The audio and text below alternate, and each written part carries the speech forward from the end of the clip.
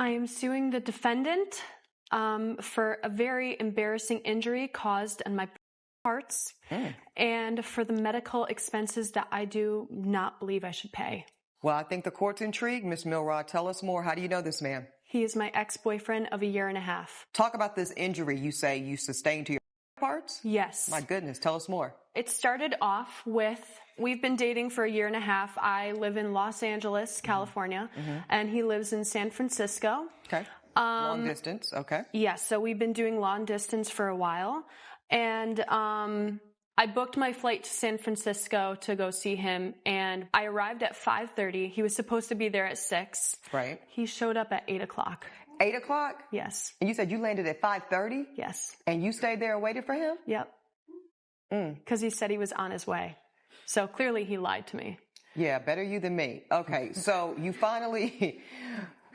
Okay, so you finally get picked up by the defendant. You go to his home. Yes, so the car ride was insanely awkward. I imagine, yeah. Because we were fighting. But we arrived back at his house, and I had noticed that the dinner that he claimed that he was working on was not completely done. It was just scattered everywhere. Okay. But we had missed each other so much, so we immediately were just, starting to hook up and stuff. Okay. So the fighting was done with. Yeah. So the fighting was sort of, maybe it was just the tension that had built up. That's what I was assuming. Okay. I know this. I know this one. I know this story. Yeah. Okay. So then we go to the making up. Yes. And then what happens? And I immediately felt this burning sensation.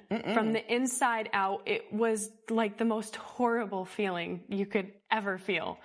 And so I started crying and I was panicking, and he told me to stop being so dramatic and to shut up. And I was not so disrespectful. Okay, hold on, Mr. Durham. We'll get to you in a minute. And I just need to know where you're talking about, Miss Milrod, because you said part. Yeah. This is in your region? Yes. Okay. Yes. Oh my gosh. And you said you were burning and screaming? But I wasn't screaming, but I was, it felt horrible. It was like this horrible fire. So what did you think it sensation. was? So I didn't know what it was. I was thinking, maybe is this like some sort? So I've never felt something like this. So yeah, I went straight to the emergency room. Thank God there was no wait. So I got right in. Okay.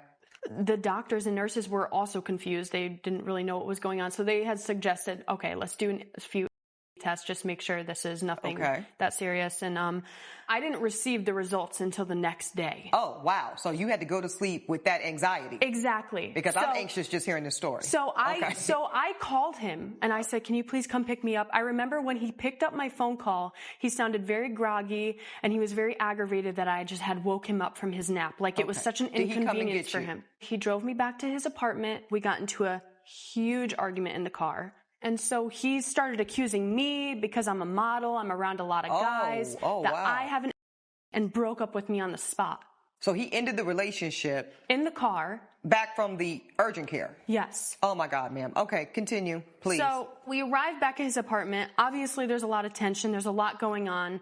So the next few days were just so incredibly awkward because I'm still staying with him for a few more days. Okay, while you're doing what? Waiting on the results? Waiting on the results. What happens, man? What are the results? So the next morning, I get all the results. And what do they say? And they're all negative. So you do not have an STI. Okay. But I noticed that night when we got back, there was jalapenos everywhere. Okay. And so I was thinking, okay, well, if it's not negative, it had to have been the jalapenos. He didn't wash his hands. So you're telling me that your was burning and sensational because of jalapenos? Yes. This is outrageous. What do you have to say for yourself? Agreed on the outrageous count.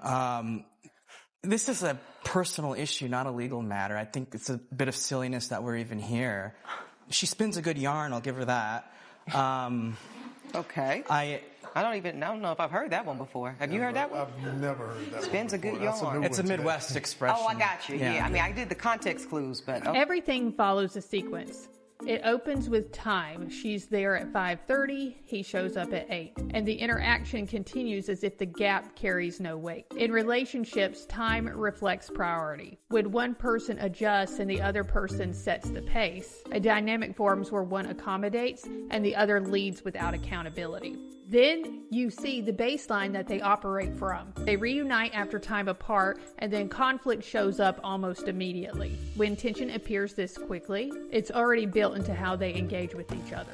Now look at the pressure point. She's in physical pain, visually distressed, asking for help, and the response she receives is dismissal. In moments like that, people reveal their defaults, whether they move toward a problem or pull away from it. From there, the situation escalates. The focus shifts from what just happened into accusations about her behavior. And the relationship ends in that moment. So when pressure rises, you see direction, either towards resolution or towards blame. What this shows is a relationship where priority is uneven, tension is constant, and pressure leads to distance instead of alignment. This matters because every one of these moments shows how this relationship functions, not in theory, but in real time. Let me know in the comments, looking at how they handled this situation so far, would you stay in this relationship or walk away? Also, if you're enjoying my channel, make sure to like,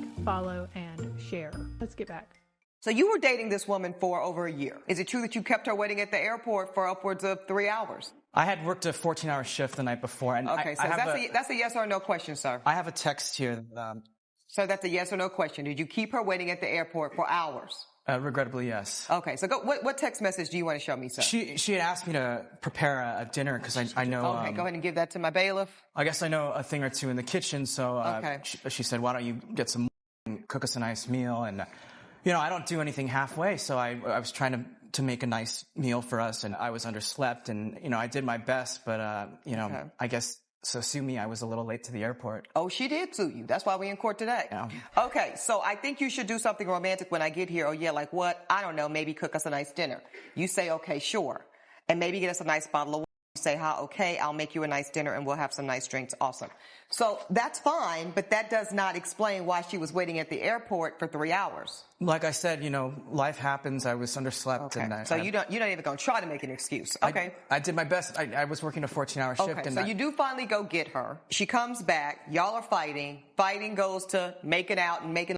Yeah. As soon as I open the door, she's jumping my bones. And I couldn't even get to the meal. Okay. What about this accusation, Mr. Durham, that you put your jalapeno-infested hands on her? Like I said, I work at a restaurant. How could I not wash my hands? But those things are potent, you know. So you're saying you did wash your hands?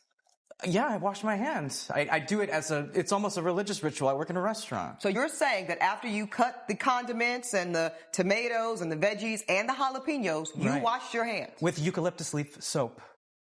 Is that supposed to do something special? I guess okay. I'm learning all kind of stuff from Mr. Durham today. Okay, all right. Miss Milrod, what do you say to that? This man is saying that he did wash his hands. Clearly not good enough, because I got a burning sensation to where I had to go to the ER. Show me your proof that you even went to the ER, ma'am, and how much you paid, because you're asking for $718. Yes. A trip to the ER, which I advised against. Okay, hold on, sir. These medical expenses, I had to pay in full before I left the ER. My goodness. And aren't you lucky that you had some great insurance? Yeah. You really thought you had something. I was so scared. Coming at me, criticizing me that I have some kind of venereal disease. It's just ridiculous. So is that why you got upset, Mr. Durham, and broke up with her? Absolutely. I mean, I had my suspicions about her. As she said, she's a model. She's a very beautiful woman. And, you know, she's around a lot of men. So I had already had my suspicions. So it's very insulting when she comes at me and tells me I'm infecting her. Like, this is... May I please say, Your Honor, that I used to work in a restaurant before I started modeling. I know what it's like in the restaurant business. He's a manager. A lot of people party. It's very actually. I think anybody who's worked in a restaurant, it's more going on there than Grey's Anatomy. Yes, exactly. Okay. So she's got a point there, sir. So to the extent that she might have been messing around, so had you. So that accusation cuts both ways. Y'all coming from this awkward airport car ride to getting to his home finally. Mm-hmm. It goes from fighting to loving. Mm-hmm. Were you the initiator there in the hanky-panky? Come on. I was. Okay. I was. Okay. I missed him. And it wasn't bad. Thank you, you two. You think y'all gonna get back together? No. Mr. Durham? Hey, I'm I'm flexible, you know. Yeah, there's that acquiescing going on again. Okay. This section fills in how both of them are participating in the dynamic. He confirms that she waited 3 hours, but you can also see how the expectations were set. She's the one asking for things to be romantic, for dinner, for all the extras. So he's responding to that, not initiating it. That's important because it shows who's driving the tone of the interaction. Then look at the physical dynamic. She's the one initiating when she gets there. That adds context to how they both are engaging. There's effort on her side for them to reconnect, and he's more passive in how he shows up. Let's bring it back to the conflict. She raises the concern about a possible, and from his side, that lands as an accusation. His response escalates from there as he tries to tie it back to his existing suspicions about her, her environment, and all the people that she's around. So now the situation shifts from a physical issue into a trust issue. That tells you that he already has a narrative about her, and it doesn't take much for him to return to it. It creates a relationship where you're always explaining yourself instead of moving forward, which is why you see the disconnect at the end. One person has already checked out and the other is still open to it. It tells you they're not aligned in how they see the relationship or where it's going, which leads to my question for you. When trust starts from suspicion, can a relationship actually work, or does everything eventually turn into a problem? Let's find out the verdict. Let me tell you what the court's going to do, you two. Listen, Ms. Milroth, what you've described to the court today sounds awful. I'm going to tell you, woman to woman, that whole situation and region is as sensitive as they get. And to have that level of pain and burnings, I mean, it sounds like a horrible commercial. I'm very glad to hear that you are healthy and safe, because we all know it could have been worse. And that would have been a real misfortune. Yeah. It sounds like Mr. Durham could have been a better boyfriend to you. But what I do believe that Mr. Durham was truthful about today is that he, as a restaurant professional, routinely and regularly washes his hands. And without you having proof to the contrary, the court has to take some validity that this man did indeed wash his hands and made a good faith effort to protect harm from the jalapenos transitioning to you. But here's the fact that this case turns on, ma'am. This man didn't even pursue or initiate the sexual contact. That was something you started. And so therefore, you are inviting a risk of harm that comes with any partner. So therefore, absent intent on his part, this court cannot find him liable for your medical expenses. Thus, the court is going to dismiss the plaintiff's case. That is my ruling. What you see in the ruling is how decision follows the sequence of what happened. She initiated the interaction. There's no clear proof that he did anything wrong. And that shifts the responsibility back to her side. Now look at his reaction. It's not a big reaction, but you can see it. That slight smile, kind of contained. That tells you that he feels like he came out on top of this. Not just legally, but in how the situation played out.